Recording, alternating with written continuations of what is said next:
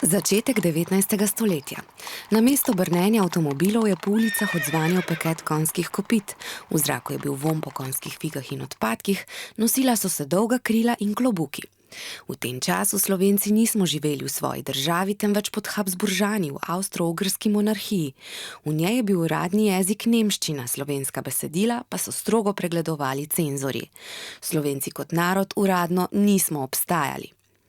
V takem času je živel France Prešeren. Vsi poznamo tole njegovo podobo, v resnici pa ne vemo, kakšen je bil, saj nimamo niti enega njegovega zanesljivega portreta. Rodil se je v kmečki družini v Vrbi na Gorenjskem, pravo je doštudiral na Dunaju in nato nekaj časa delal v odvetniški pisarni v Ljubljani. Rad je imel vino in pesmi. Na Prešernovo poezijo je močno vplivalo prijateljstvo z jezikoslovcem Matijem Čopom. Pod njegovim vplivom je začel ustvarjati pesniške oblike, ki jih do takrat v slovenščini še nismo poznali, na primer sonete in romance. Prešeren je tako dokazal, da je slovenščina enakovredna drugim jezikom in dvignil raven našega knjižnega jezika. Prešernova najbolj znana pesem Zdravljica je bila zaradi drznega nagovora rojakov z besedo Slovenci in jasne zahteve po svobodi dolgo časa prepovedana.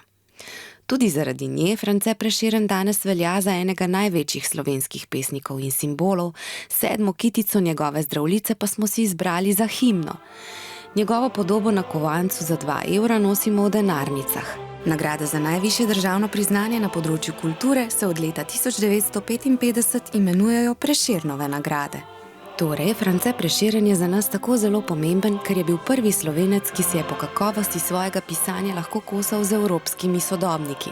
Boril se je za to, da bi slovenščina postala knjižni jezik in za to, da bi bili Slovenci priznani kot samostojen narod.